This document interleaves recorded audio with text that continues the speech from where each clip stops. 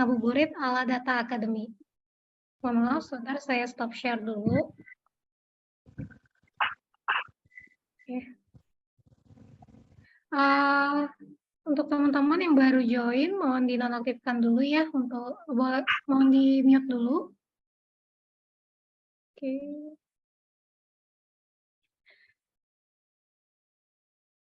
Nah, oke, ini adalah cara ngabuburit kita khusus di bulan Ramadan itu, dan ini ngabuburit yang kedua.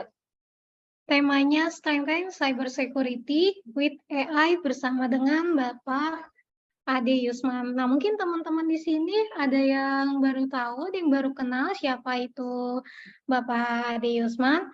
Nah, beliau ini merupakan CEO dari PT Aplikasi Siber Teknologi dan juga salah satu tim dari Open Worldwide Application Security Project atau ASP Chapter Jakarta Chapter Lead. Nah, mungkin buat teman-teman nih yang penasaran lebih lanjutnya bisa kepoin Instagramnya di osp.id atau bisa juga nih cek di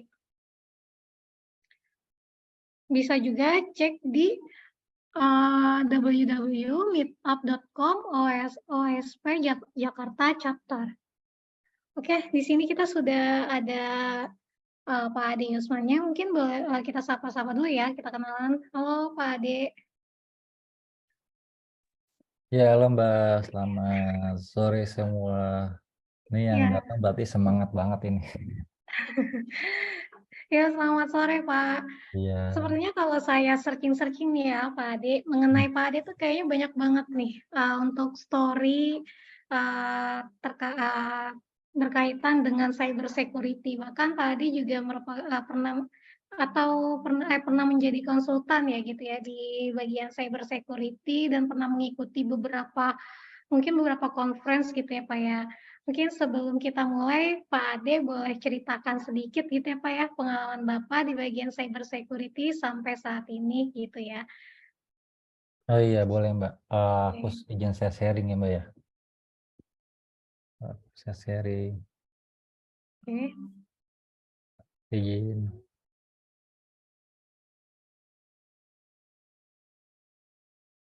Nah, ini sebelum aku kenalin diri, aku mau ceramah nih di bulan Ramadan.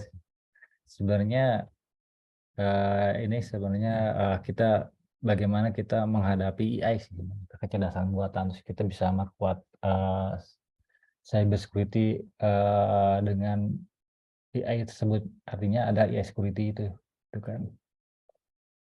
Nah ini short bio aku pernah jadi pembicara di konferensi luar. Aku juga ngelit OACP project dari 2016 sampai sekarang. Juga aku ngelihat yang baru tahu OAS itu kayak dia itu kayak kalau helm tuh ibarat kata helm itu kan ada standarnya ya. Nah kalau OACP itu misalnya dia ngeluarin kayak standarnya untuk pentest gitu, top 10 OAS top 10 gitu. Itu standar application security untuk standar penetration testing seperti itu gitu. Jadi di OAS itu banyak ngeluarin guidance security tool secara cuma-cuma kayak gitu seperti itu. Dan baru-baru ini juga di OACP itu dia ngeluarin namanya OAS dia ngeluarin namanya OAS AI Security and Privacy Guide gitu kan. Nanti aku bahas setelah inilah. Nah ini volunteer journey aku ngisi di beberapa conference, juga aku aktif di Summer of Code di GISOC, Google Summer of Code dari 2019 sampai sekarang. 2018 sampai sekarang di sini aku kayak Google Summer of Code tuh ya mirip-mirip programnya Google Bangkit di Indonesia, cuman di GISOC tuh Google Summer of Code tuh programnya lebih internasional lagi.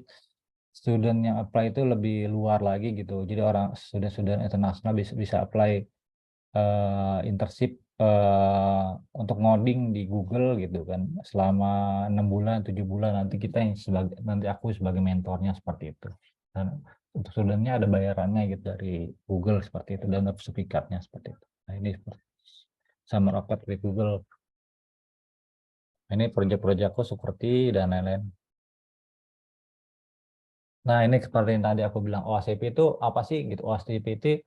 OACP itu dia banyak ngeluarin kayak guidance kayak OWASP Top 10 2017 kayak gitu. Nah ini guidance seperti ini. Di sini ada injection kayak injeksi ke web tertentu gitu. Di sini ada broken authentication. Jadi kayak misalnya kalau pernah lihat kayak website itu tiba-tiba bisa masuk ke halaman admin, nah itu broken authentication. Nah sensitive data exposure itu artinya kayak di website itu terlik kayak ada tiba-tiba di website itu, kalau pernah lihat website itu langsung ngindeknya ada database-nya gitu. Database-nya itu misalnya SLS, dan SLS itu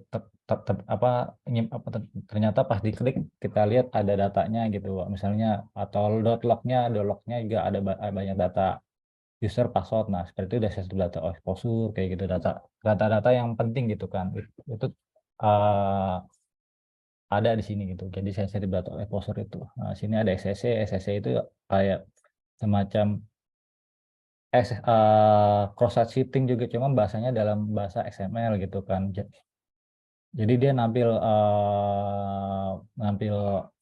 proses scriptingnya itu di bagian XML. Lah broken access control ini mirip kayak security miskonfigurasi yang misalnya tadi admin langsung masuk ke admin. Nah ini di insecure direct object sama yang misalnya website itu dia nggak ada langsung ke direktorinya, kelihatan direktorinya ada banyak direktori gitu. Nah ini langsung masuk ke broken access control kayak gitu. Jadi kontrol akses yang rusak gitu kan. Seperti itu.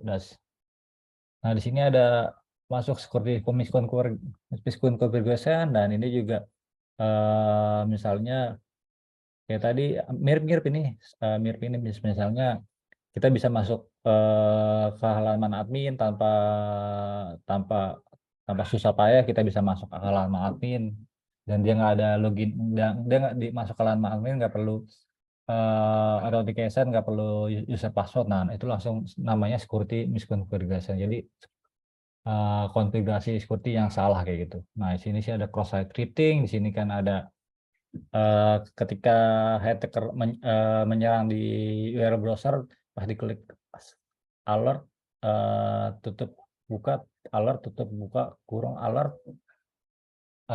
dengan kode HTML nanti dia akan top up SSS found by hacker kayak gitu. Itu nongol pop up seperti itu sesuai yang dieksekusi di browser kayak gitu. Itu namanya cross site scripting, dan dia di SSS ini dia bisa mencuri cookies. Nah itu. Ini bahasanya agak berat ya. Cuma aku supaya untuk lebih dimengerti gitu. Nah, insecure deserialization itu apa sih Mas Ade gitu? Insecure deserialization itu misalnya kita di suatu web aplikasi, dia ada user biasa, tapi si attacker ini bisa naikin levelnya gitu. Dari user level biasa dia bisa naikin level dengan insecure deserialization ini menjadi user admin gitu. Nah itu ada bug seperti itu namanya insecure deserialization gitu. Jadi naikin hak aksesnya, role aksesnya menjadi admin seperti itu. Nah seperti itu. Jadi dia hacker ini pinter, dia bisa naikin role-nya dari user biasa yang bukan admin. Dengan bug ini dia bisa naikin hak levelnya menjadi user role admin seperti itu. Nah ini keren banget bug yang mungkin kalau bug Banti ini rewardnya gede nih. Rewardnya mungkin gede. Nah, di sini using component with probability, di sini juga contohnya kayak lip-lipnya, kan banyak aplikasi yang menggunakan library ya. Nah, mungkin library-nya banyak yang kalau kita lihat di GitHub, GitLab, kita disuruh di lib-nya kita disuruh untuk update patch misalnya library Python terbaru. Nah itu sama aja usi component with non compatibility. Nah ini kita harusnya nge-patch vulnerability library kita yang baru, misalnya library Python yang baru gitu, misalnya YAML yang terbaru kayak gitu, seperti contohnya seperti itu ya. Ini adalah insufficient logging and monitoring. Nah, ini banyak aplikasi yang dia tuh nggak ada logging, nggak ada monitor pas dia kena data breach. Contohnya dia baru sadar, oh ini kok data breach kita nggak terkontrol, nggak ketahuan. Nah, itu maksudnya itu banyak kendala-kendala yang di Indonesia ini dia ini kurangnya logging monitor ini seperti kasus data breach di Indonesia yang sudah seperti itu. Mungkin nanti pertanyaannya setelah selesai aja ini ya. Ini makanya di sini adalah OS Top 10 ini adalah standarnya application security untuk kerentanan yang paling terjadi di internet seperti itu. Itulah kerentanan web yang banyak terjadi di internet seperti itu.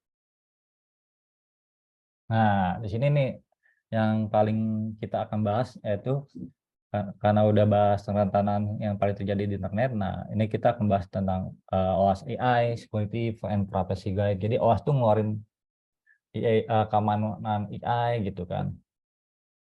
Dan guide-nya privasinya seperti apa gitu kan. Nah, ini role-nya AI itu di application security apa sih? Misalnya di sini ada misalnya kita nanya sama GPT gitu.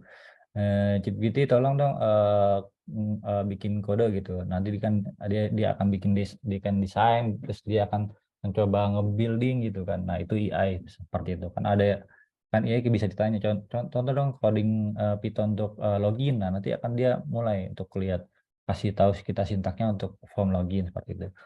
Nah, juga nanti di AI juga dia bisa untuk memverifikasi gitu kan, setiap analisis finding gitu kan. Kayak SIST dan misalnya dan lain-lain seperti itu. Nah, ya ini mencoba seperti itu dan application dan our focus di sini kita. AI system itu kita di sini design, create, test, and procure secure AI keamanan di AI itu sendiri gitu. Kita akan lihat gitu kan. Defense AI juga bisa mendefense sih sebenarnya. Defense kalau banyak yang udah banyak sekarang perangkat-perangkat yang keamanan misalnya perangkat firewall gitu kan, perangkat SIEM yang udah pakai AI seperti itu. Jadi dia berangkat firewall, cuman rule firewallnya udah pakai AI, based on AI. Itu udah namanya defense. Nah, ya itu cukup baik ya ke depannya karena udah bisa dia udah pelajari pilot attacker-nya, rule-nya udah pakai AI seperti itu. Nah, attack-nya ini jangan salah ya, AI itu juga bisa untuk tiba-tiba ya itu bisa untuk menyerang manusia itu sendiri seperti itu misalnya karena dia punya kecerdasan buasan dia bisa untuk nge-phishing email gitu kan. Jadi digunakan hacker ya ini disalahgunakan oleh hacker untuk melakukan phishing seperti itu. Nah, ini apakah sih AI ini atau kecerdasan buatan seperti ini? Nah, di sini lihat ya ini kayak di sini kita bisa lihat dipakai untuk melihat identifikasi wajah gitu. Ini wajah orang lagi senyum apa enggak nih gitu kan. Ini wajah orang lagi gembira apa enggak. Itu ialah AI seperti itu. Dan di ini industri otomotif kalau lihat Tesla di situ kan ada dia sudah memakai AI gitu kan. Autonomous dia bisa dikasih tahu kemana-mana langsung dia bisa autonomous jalan gitu kan. Atau mungkin kalau yang tahu Wuling yang Wuling yang udah pakai yang paling canggih pun juga udah pakai AI ya sekarang ya. Dan di sini industri pertahanan juga udah mulai pakai AI. ChatGPT itu salah satu ya udah chatbot pakai AI. Nanti juga saya bahas dengan chatbot ini. Nah, di sini adalah kayak misalnya identifikasi wajah juga, cuman dia bisa manipulasi ekspresi manusia. Nah, itulah AI seperti itu. Nah, di sini AI ini apa sih misalnya? Yaitu adalah kemampuan untuk dia itu mengambil knowledge dalam satu model yang di-apply dalam banyak task seperti itu.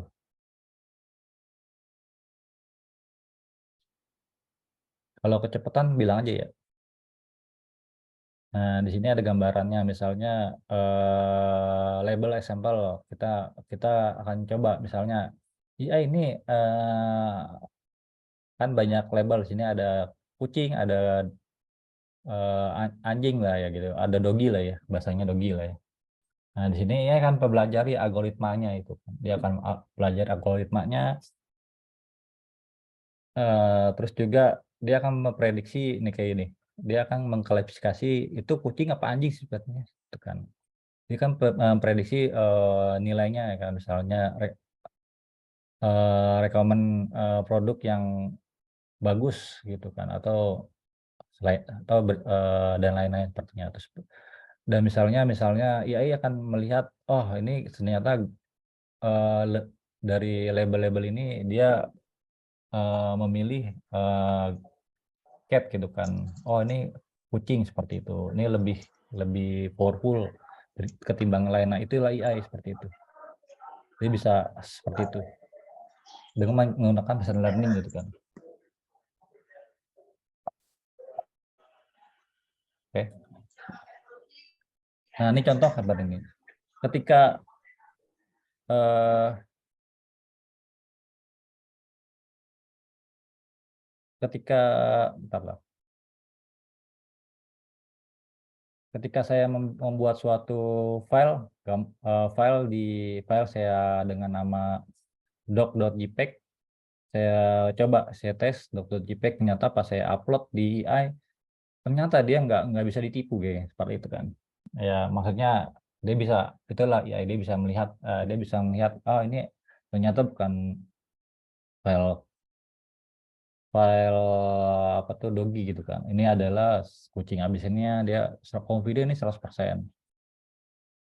Kalau kita merubah ininya ya, kita merubah file namanya itu tetap dia bisa mendeteksi ini adalah kucing. Tapi kalau kita ngedit dikit nih, kita ubah dikit nih, misalnya kita tambahin macam-macam, nanti dia akan berubah ininya, confidence-nya akan berubah. Jadi sebenarnya IA itu dia bisa termanipulasi datanya kalau kita ngubah bukan di filenya ya, nama filenya, tapi ngubah di gambarnya gitu kan. Nah seperti itu.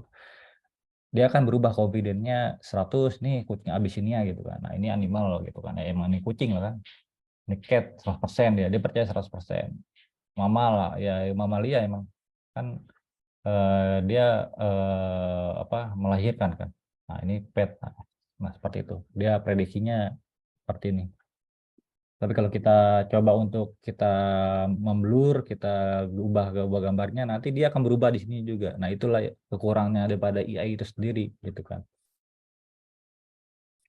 Dia bisa dia untuk mendeteknya dari gambarnya aja gitu kan.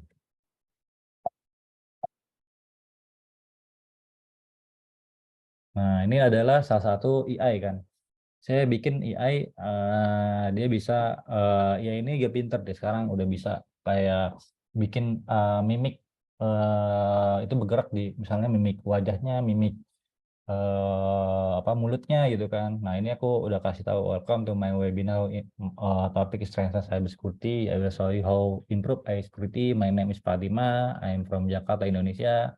I'm OWASP Jakarta Chapter member. Let's learn together. Thank you for your attention. Nah ini aku udah bikin, dia bisa ngubah, dia jadi bergerak seolah-olah dia hidup. Nah itu AI. Ini contoh. Hey all, welcome to my webinar with topic is Strengthen Cybersecurity with AI. I will show you how to improve AI security. My name is Fatima. I am from Jakarta, Indonesia. I am OWASP Jakarta member. Let's learning together. Thank you for your attention. Nah seperti itu. Jadi dia si Fatima ini adalah AI. Dia bukan orang manusia asli. Dia bisa diprogram supaya dia ya ini diprogram oleh AI supaya dia seperti hidup seperti itu ya. Nah ini seperti itu. Hey all, welcome to my webinar with topic is Strengthen Cybersecurity with AI. I will show you how to improve AI security. My name is Fatima. I am from Jakarta, Indonesia. I am OWASP Jakarta member. Let's learning together. Thank you for your attention. Nah di sini kita tahu kalau sebenarnya iya ini ada kelemahan kelebihan ya, di mana misalnya seseorang itu dia punya data PII tentang kita gitu kan. Kita seorang itu dia punya foto kita gitu kan, foto istri kita, foto anak kita gitu kan. Dan itu dipakai eh, dipakai dan seolah-olah itu hidup. Nah, itu jadi menjadi kelemahan daripada exposure-nya AI itu sendiri. Jadi hati-hati dengan data PII gitu kan. Foto kita itu juga hati-hati ya kan. Karena bisa dipakai untuk seperti ini, jadi seperti hidup gini gitu kan. Itu hati-hati ke depannya karena IA ini lebih canggih lagi ya. Dia bisa memprogram sesuatu menjadi lebih hidup seperti itu. Hey y'all, welcome to my web. Nah, ini juga aku bikin simple chatbot.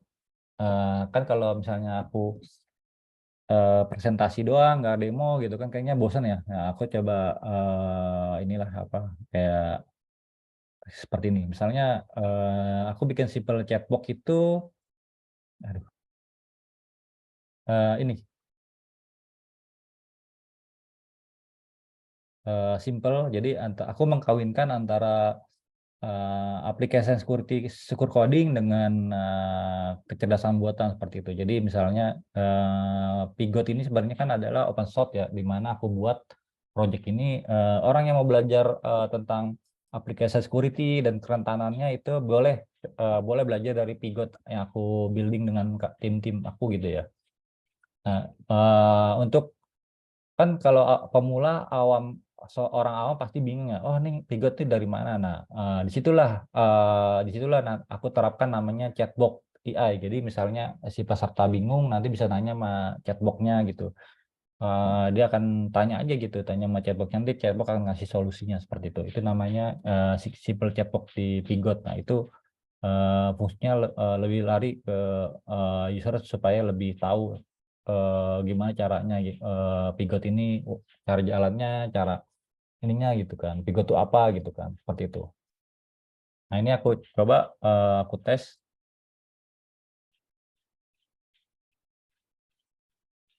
Bentar, aku izin ini dulu.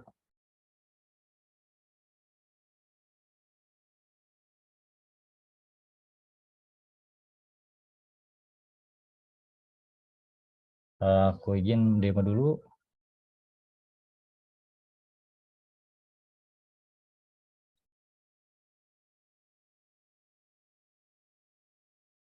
Nah sini aku demo dulu, demo aku bagian layar, terus aku ke browser.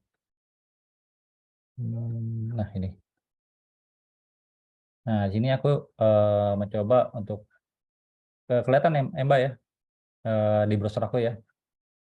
Nah, sini kan adalah kayak aku demo ya dulu kasih tahu flashback kalau Pigot itu kayak ini aku bikin program kayak ini udah web yang untuk latihan untuk training kita supaya kita tahu kelemahan di web itu gitu kan. Di sini nggak aku kasih solusinya untuk yang mau belajar aplikasi security, keamanan aplikasi. Nah, sini aku belajar.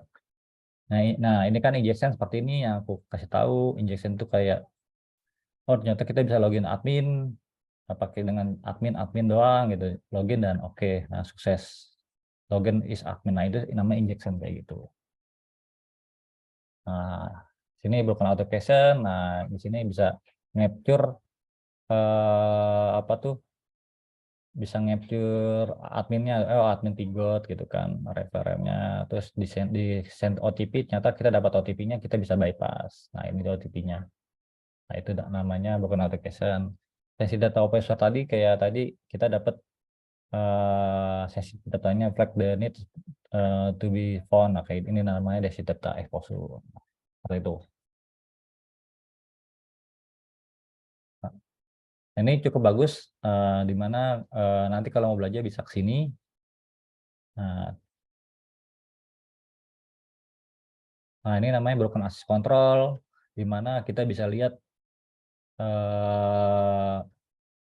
kita bisa belajar, kita bisa lihat oh ternyata pas di exploiting pakai Bootsuite ternyata kelihatan logout admin secretnya sekian gitu kan. dengan kelihatan namanya, passwordnya di sini. Nah, itu namanya broken access control gitu kan. Passwordnya kelihatan, namanya kelihatan, username kelihatan. Nah, itu broken access control.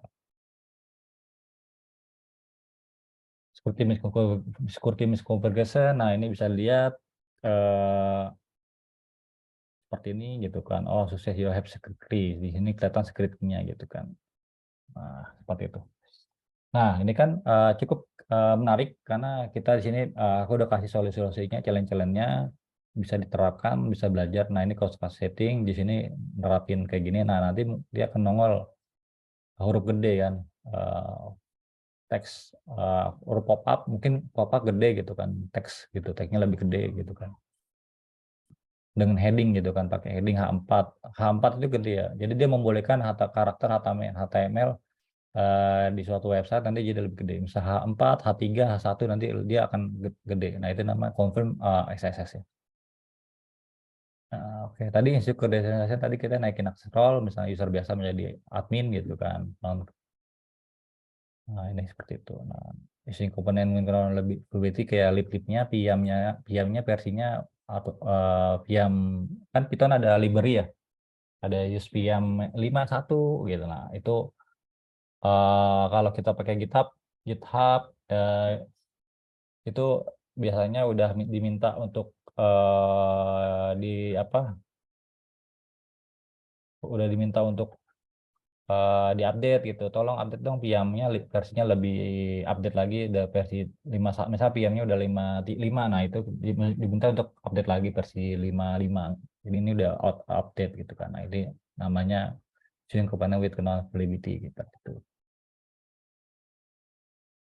Nah, ini kayak tadi kurangnya akses monitoring. Nah, di sini dilihat pas di browser di debug nanti kelihatan tuh login ininya.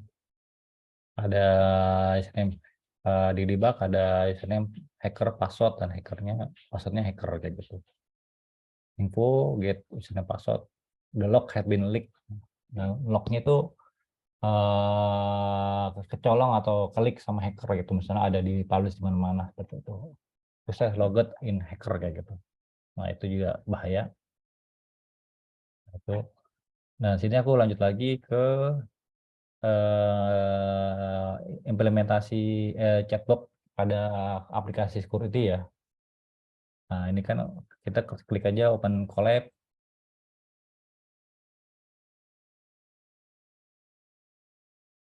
Nah, di sini tinggal ini aku pakai Google Colab ya. Jadi semua orang nggak bisa di sini bisa coba-coba juga kalau pakai Google Colab. Ini tinggal diklik tetap jalan. Nah, dia akan jalan. Ini aku udah jalannya semalam. Nah, ini jalan lagi. Atau kita bisa ya. Nah, dia akan jalan lagi. Nah, ini tinggal klik lagi.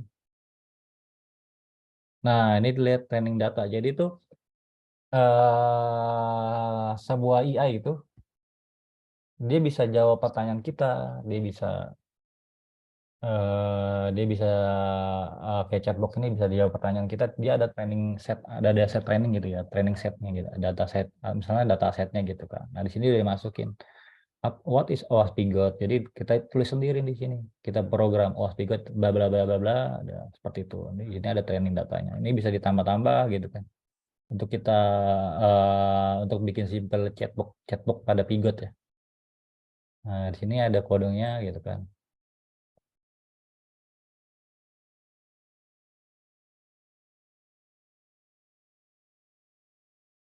Dan masih jalan lah. Dia masih jalan. Nah, ini udah mulai what can I help you? I want to learning. Kita coba learning secure coding gitu kan. Nah, di sini dia akan balas lagi gitu. Karena datasetnya aku udah set tadi ada 5 kayak tadi nih, kayak atas. Aku udah set data training datanya, datasetnya lah ya, aku sebut cuma 5, 1, 2, 3, 4, 5 lah ya. Nah, kita akan coba nih ngetes apa sih Pigot tuh gitu kan. Misalnya aku sebagai orang awam belum tahu Pigot itu apa. Aku cukup ngechat dulu ke chatbox-nya OWASP Pigot ini kan. Aku tes satu, dia akan ngasih tahu kita. OWASP Pigot itu adalah suatu web application yang sengaja dibikin rentan gitu supaya kita belajar untuk belajar tentang testingnya web aplikasi security gitu, keamanan webnya. Web aplikasi gitu kan. Rentannya begini A B C D gitu kan. Itu chatbot memberitahu seperti itu gitu kan. Nah, kita juga di sini kita lihat Pigot ini. Bentar. Ini cukup menarik sih antara chatbot pada SQL coding ya. Sini kita lihat. Nah,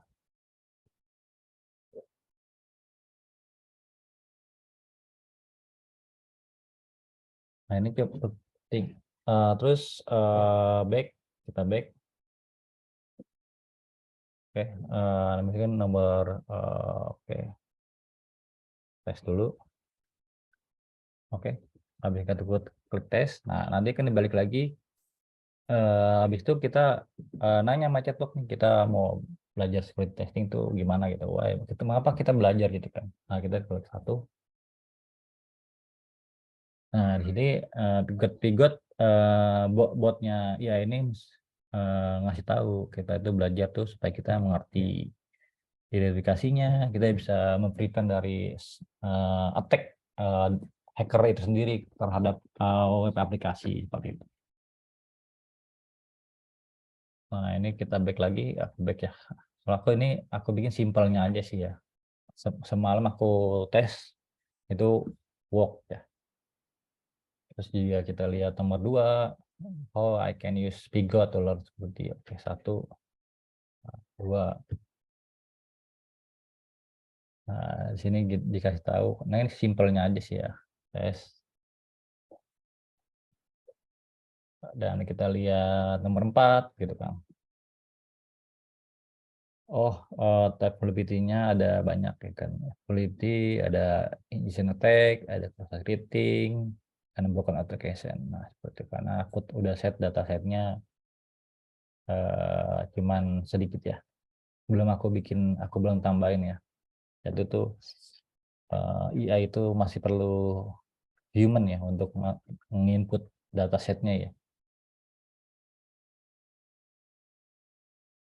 Nah, itu cukup bagus karena di sini ya itu cukup membantu kita untuk supaya kita sadar kita tuh mengerti serangan itu sendiri gitu. Ya itu cukup bisa membantu kita dalam hal chatbot ini gitu. Dia juga membantu kita untuk cepat mempelajari sesuatu gitu kan. Itulah AI. Nah, inilah contoh demonya lah seperti itu. Balik lagi ke slide-nya. Mbak, ini kita nyampe jam berapa ya, Mbak ya? Ya, Pak Ade mungkin kita majukan sedikit sampai jam 4.10 kali ya, karena kan kita tadi juga mulainya telat nih, Pak. Jam berapa? Jam 4.10, jam 5:10, maksimal di jam 5:15 Oke. ya, Pak ya? Yuk, Oke. kita mulai lagi maaf kita tadi ada jeda, kita mulai lagi ke sini. Aku akan bagikan layar. Di sini ada slide aku. Nah, sini. Nah, sini tadi aku bikin simple chatbot pada Pigot ya. Aku mengkawinkan antara kecerdasan buatan tapi simple chatbot dengan application security atau keamanan aplikasi yang aku building ya dengan tim kan, namanya OWASP Pigot kan. Itu aku bikin, ternyata emang bisa dan itu sangat membantu seperti itu. Nah, itulah AI. Kita bisa memperkuat knowledge kita terhadap security awareness-nya gitu kan. Itu cukup bagus karena bisa dipakai untuk kita itu bisa lebih keren lah dalam bidang security gitu kan. Nah, seperti ini. Ini ada tulisannya how to download Pigot, where can I download Pigot di sini kan.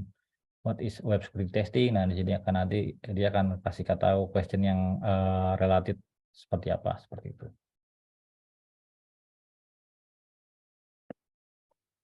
Nah, di sini ada jangan lupa kalau machine learning itu masih bagian dari AI, tapi bedanya kalau AI berfungsi untuk meningkat peluang kesuksesan suatu sistem atau mesin, sedangkan machine learning itu fokusnya pada akurasi sistem atau mesin itu sendiri. Jadi machine learning bekerja mencocokkan data itu sendiri gitu kan. Nah, di sini ya salah satu project aku yang aku pakai itu adalah web application firewall, di mana dia untuk mendeteksi anomali atau trafficnya. Jadi misalnya ada serangan apapun, attack,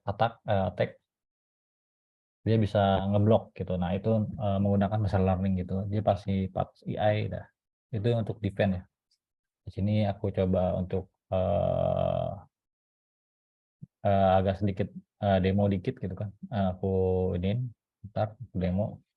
Karena kalau presentasi aja kayaknya agak butek ya.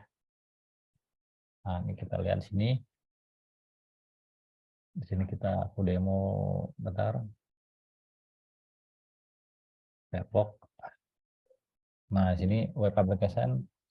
Di sini dia bisa dipakai machine learning untuk detect anomaly traffic. Dia ada dua mode, log only, mode block mode. Nah, di sini juga dia akan WAP itu di training sama ML itu untuk detect ya. Cuman detect SSS, scan chat, command, pattern dan template injection.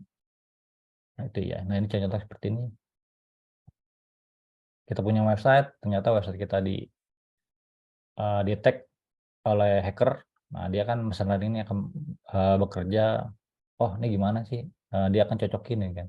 One attack detected from 1 2 3 payloadnya akan dicocokin sama dia untuk oleh si ML itu sendiri, machine learning gitu kan. Script, nah ini script alert, ini script SSS ya.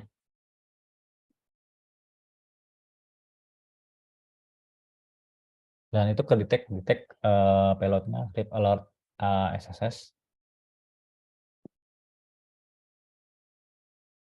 Nah, itu dia mendeteksi machine learning itu udah berhasil mendeteksi adanya serangan hacker.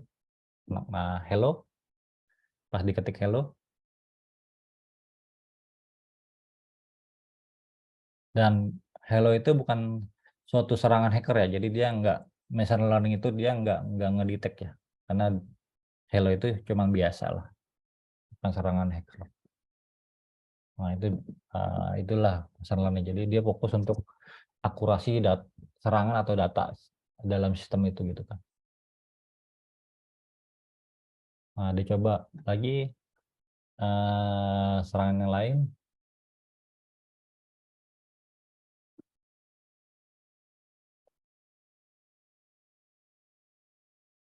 Nah, dia kedetek ada serangan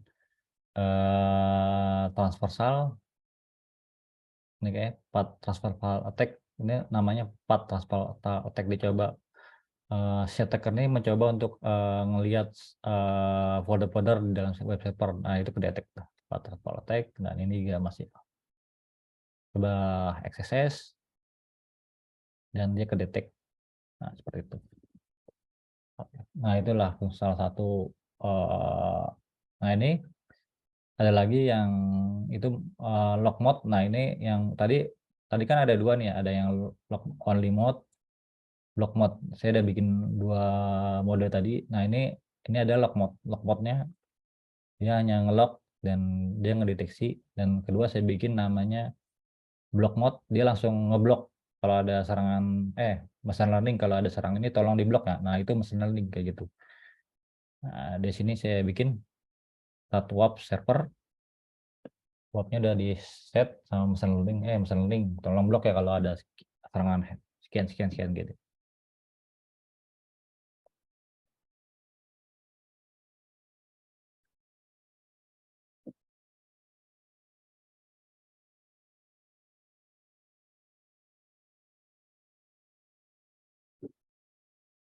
Nah, ini coba dia strip SSS, apakah machine learning itu tahu ini SSS, apakah dia langsung ngeblok atau enggak nih, kita coba lihat. Nah, dia langsung diblok oleh server atau di machine learning gitu. Nah, dia akan jadi machine learning itu udah bisa mempelajari akurasi. Oh, ini ternyata serang hacker lah, langsung diblok guys. Machine learning-nya itu. Nah, dia attack detected request block, langsung diblok kalau machine learning-nya itu.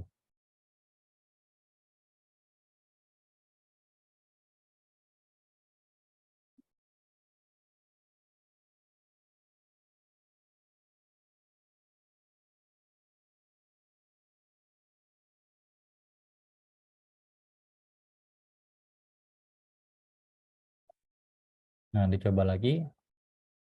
Ini soal ini website kita udah pasang WAP, ada WAP-nya udah pakai machine learning. Nah, dicoba lagi satu kali lagi.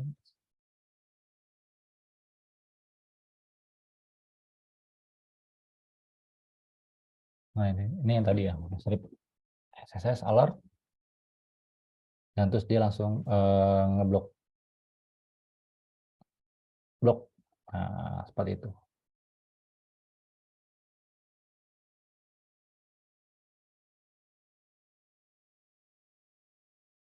Nah, itu seperti itu. Ya, dia akan udah seperti dia blok. Nah, seperti nah, oke. Itulah AI dalam untuk kita dipakai dalam industri untuk defense serangan-serangan hacker gitu. Nah, itu dia menggunakan machine learning-nya. Terus balik lagi ke slide aku, ini nanti pertanyaannya nanti ya.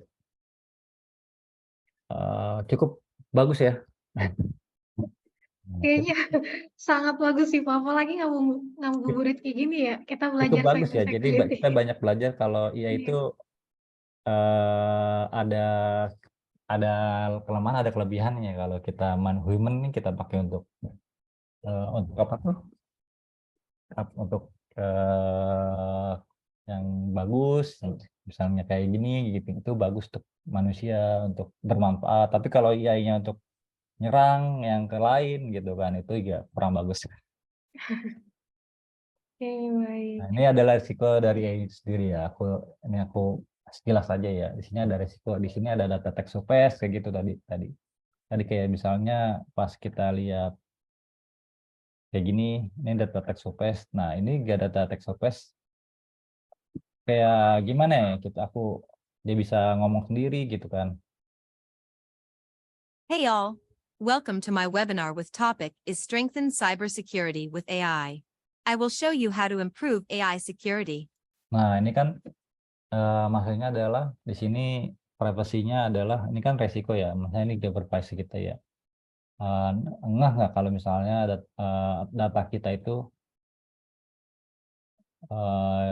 diambil oleh AI terus dipakai oleh AI itu sendiri gitu kan. Misalnya foto kita, foto istri kita, foto apa. Jadi ya itu akan bikin itu di situ itu seperti hidup. Nah, itu udah mulai hati-hati sini. Sama dengan real data. Ini maksud aku limon data itu kayak data science ya. Data science itu kan sebenarnya perlu data yang real time ya, data yang asli ya, yang ada sensitifnya ya. Tapi sebenarnya itu untuk mengurangi resiko pada itu harusnya ya nanti ke depannya mungkin kita harus membatasi gitu kan. Penanggulangannya ada pembatasan akses data yang kepada para engineer gitu yang betul. Jadi kita batasin gitu kan. Data-data yang ada PII kayak gitu yang tadi gitu resikonya. Nah, misalnya di sini ada data positioning attack ya. Nah, ini misalnya data positioning ini kayak misalnya ada rambu-rambu yang untuk mobil yang udah pakai AI di sana yang udah canggih pakai AI, misalnya ada rambu-rambu di sini ada, oh ini rambu lalu lintas apa sih gitu. Oh, bisa ada stop 35 mh gitu kan. Ternyata pas contoh kita mobilnya udah bisa jalan sendiri, dia udah bisa ngeliat rambu, terus dia respon penyerang dia sisipin gambar ya. tanda berhenti dengan stiker kuning gitu, lebar 35 mil. Nah, nanti dia akan stop sendiri gitu, yang harusnya tadi jalan, tiba-tiba mobil yang tadi saat drifting itu dia tiba-tiba stop sendiri gitu kan. Nah, tanda berhenti normal tanpa ada batas kecepatan. Nah, seperti itu. Nah, itu salah satu data positional attack. Jadi dia datanya itu udah mulai dimanipulasi seperti itu. Dan di sini ada input manipulasi attack. Nah, di sini juga kelihatan ketika speed limit 35 nih, tiba-tiba si AI pada mobil itu dia terkecoh dengan ternyata pas rambu itu ada yang iseng, misal rambu itu tadinya kayak gini, rambu itu di gambarnya di merah-merahin gitu kan. Akhirnya apa? Tadinya harusnya speed limitnya 35, ternyata mobilnya stop kayak gitu. Nah, itu dia input manipulasi attack. Mengalami sedikit cat merah pada rambu-rambu lah. Model agak merah itu tanda berhenti. Nah, seperti ini. Nah, itu AI. Jadi AI itu bisa dikelabui ya sebenarnya dari gambarnya ya, bukan dari nama filenya ya, seperti itu. Gambarnya bisa dikelabui gitu ya.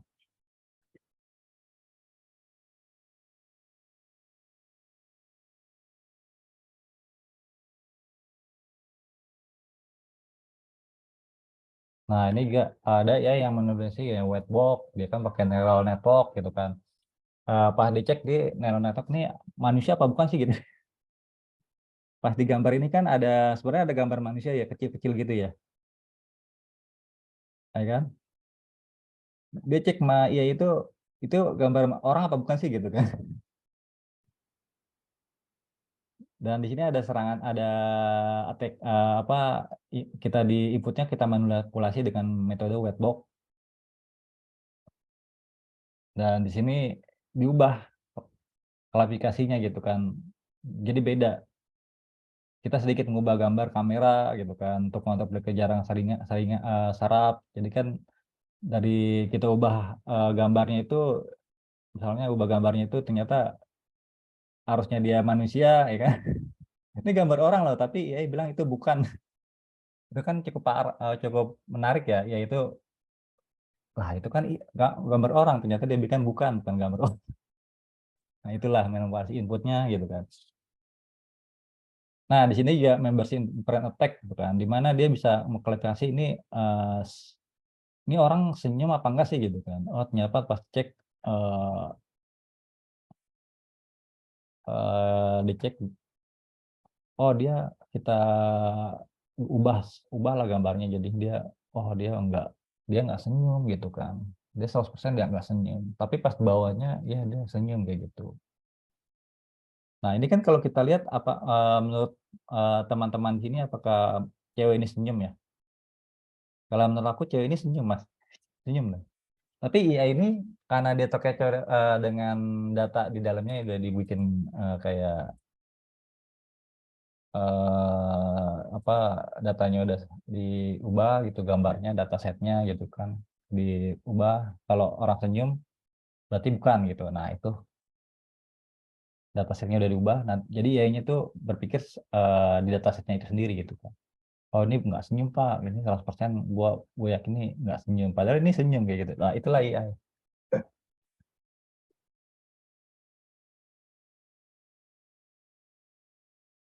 Sangat mengecoh ya sepertinya, Pak. Iya, iya itu. Sangat ngeco. Aturannya kan ini gambarnya senyum apa nggak sih Mbak gitu. Untuk Iya. Pak senyum nggak? Tergantung yang lihat. Ini kelihatan nggak Mbak? Gambarnya senyum nggak sih? Kalau dari saya sih, saya ngelihatnya sedikit senyum ya. Iya, tapi iya bilangnya enggak 100% gitu. Itulah iya Mbak.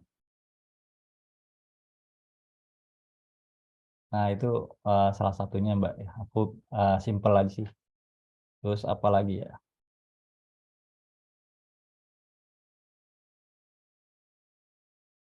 Nah, itu oke. Nah, di sini bagaimana sih kita batasan cakupannya gitu kan. Ada banyak resiko di AI itu sendiri, dari misalnya dari algoritmanya, transparansinya, proporsionalitasnya, keabsahannya, hak pengguna dan akurasi. Nah, tadi kan bisa lihat akurasinya mungkin akurasi AI itu sendiri ternyata nggak akurat ya, seperti itu. Nah, itu juga resiko daripada AI. Privasi kita itu upaya bersama, ya kita sendiri lah yang supaya kita itu nggak kena attack dari AI itu sendiri gitu. Upaya kita bersama. Apalagi di Indonesia belum ada undang-undang untuk supaya untuk berbicara tentang keamanan AI itu belum ada undang-undangnya gitu, belum ada aturannya ya kan, apalagi belum ada aturannya.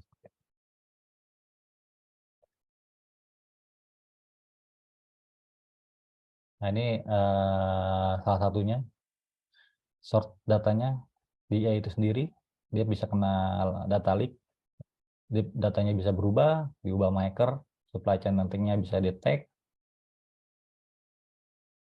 Nah, seperti itu.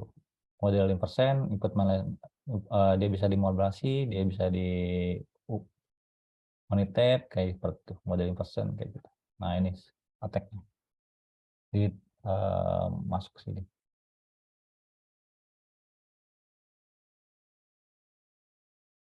Nah, di sini bagaimana menanganinya, kita harus membatasi penggunaan aspek tujuannya lah ya. Kalau KYC itu kayak misalnya ada data yang kita harus selfie dengan foto dengan foto kita dengan KTP. Nah, itu usahakan agak dikurangi sekarang. Karena kita harus membatasi ya. Ya, kan usaha untuk kita defend itu adalah usaha bersama ya, bukan pemerintah atau apapun. Ya, harus dibatasi fairness atau kewajaran nih kan.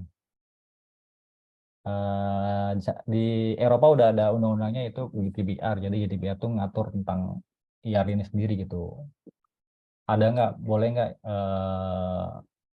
misalnya data ini diproses secara pribadi atau apa. Aku nggak tahu kalau misalnya undang-undang PDP juga mengatur ini, mungkin di Indonesia udah ada sih undang-undang data PDP, kayak data pribadi itu nggak boleh dipakai seenaknya gitu kan, seperti itu.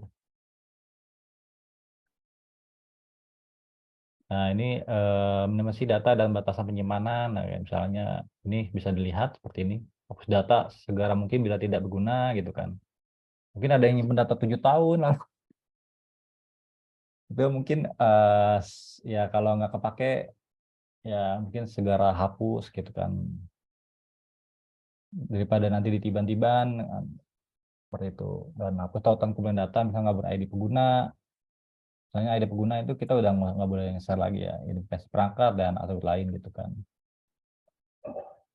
Terus kita gunakan data yang sedikit aja gitu kan, nggak usah banyak kita kasih misalnya ke yang lain gitu kan. Transparansi itu perlu dalam IR ini sama, untuk data itu, pertukaran data itu harus hak privasi kita juga tuh, kita punya hak akses selain data pengguna gitu, harusnya kita berikan salinan data pengguna gitu kan. Kita juga punya hak penghapusan, misalnya data kita dipakai sama instansi, tolong dihapus. Nah, kita punya hak seperti itu. Hak koreksi, kalau salah kita bisa punya hak untuk koreksi. Oh, itu salah loh. Kita punya hak objek, kita bisa untuk menolak penggunaan data tertentu gitu. Oh, saya nggak mau Pak, objek foto keluarga saya dipakai. Kita punya hak seperti itu. Kurasi juga seperti tadi. Setujuan kalau misalnya hak kita mau dipakai, dia harus meminta persetujuan kita dulu. Kalau nggak setuju ya nggak boleh dipakai seperti itu. Itu contohnya kayak itu. Dan sini ada pertanyaan. Kayaknya udah selesai nih 5.06 kan 5.10. Iya. Kayaknya cukup panjang. Sepertinya kayaknya data akademi perlu bikin satu sesi khusus kelas nih apa ya. Menarik banget soalnya. Berarti OISP ini seperti ChatGPT gitu kayak apa ya? Bukan. OSIP itu kayak kita bikin guidance-nya. Gitu bedain Oh, tentang AI, keamanan AI sama privasinya ya gitu kan. Privasinya apa yang boleh apa yang enggak gitu kan. Itu di OAS itu kita ngeluarin kayak tadi yang aku paparin tadi itu. Sedikit tadi aku paparin sedikit sih. Nggak semua aku paparin karena nggak panjang banget mah kalau aku paparin iya. semua. Aku ambil yang Super. singkat-singkat aja gitu. Oke, mungkin dari teman-teman ada yang ingin bertanya, boleh langsung ditulis di kolom chat atau boleh raise hand.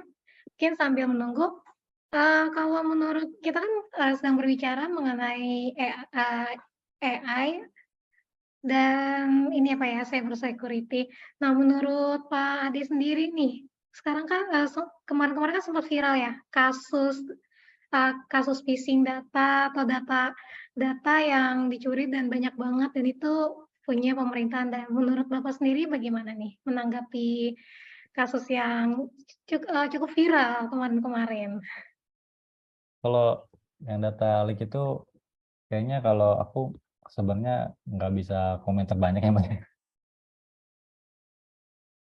Ya aku nggak bisa komentar banyak Mbak. Mungkin kalau itu ya cukup terapin aja kayak di OAS itu ada namanya OAS ASPS, Application Security Verifikasi Standar, di situ udah ada checklistnya gitu kan. Tinggal ikutin checklistnya aja itu. Misalnya jangan simpan data backup gitu. Contohnya ya, ya. Kalau itu diikutin mungkin agak sedikit berkurang. Itulah contohnya. Mungkin implement security-nya lebih ditingkatin lagi seperti itu. Mungkin dari OWASP top 10-nya ini bisa diterapin di sisi web aplikasinya mungkin lebih berkurang seperti itu dari tadinya aku jelasin logging monitoringnya ditingkatin lagi kayak gitu supaya nggak ada data leak-nya gitu kan seperti itu Mbak. Tapi kalau aku no comment sih Mbak ya. Aku nggak mau komentar ya. Nanti aku dikiranya gimana gitu mau pemerintah gitu. Oh, oke baik. Mungkin di sini udah ada Bu Ika, mungkin dari Bu Ika ada yang mau ditambahkan Bu Ika?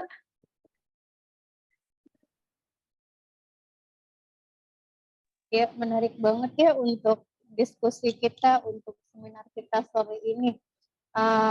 Ini kan perkembangan digital transformasi juga ya di sekarang ini ya. Terus kemudian eranya data science, terus kemudian pasti ini butuh profesi baru ya. Karena apa? Karena perkembangan apa ya security ini juga udah merambah ke dunia AI kan. Nah ini Iya, pasti butuh apa ya butuh profesi baru gitu ya. Nanti bermunculan banyak tuh.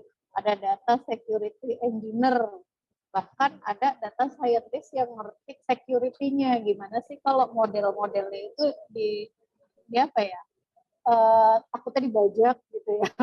iya betul. Terus apa privilege ya, terus apa ya? Data governance itu juga perlu banget security-nya gitu ya, Pak ya. Iya betul. Waduh. Hmm.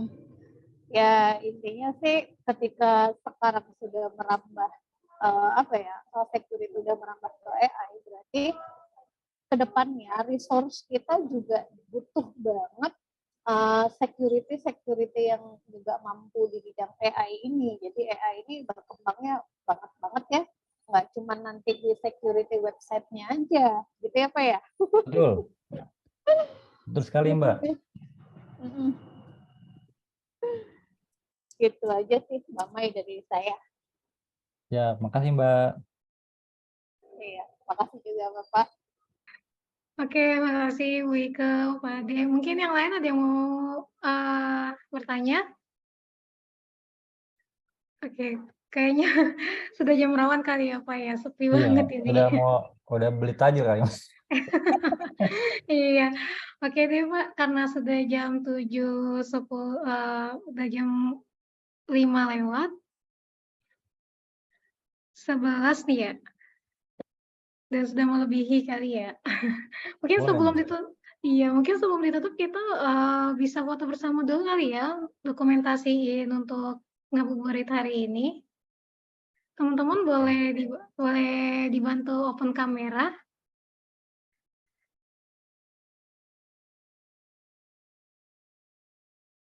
Oke, baik.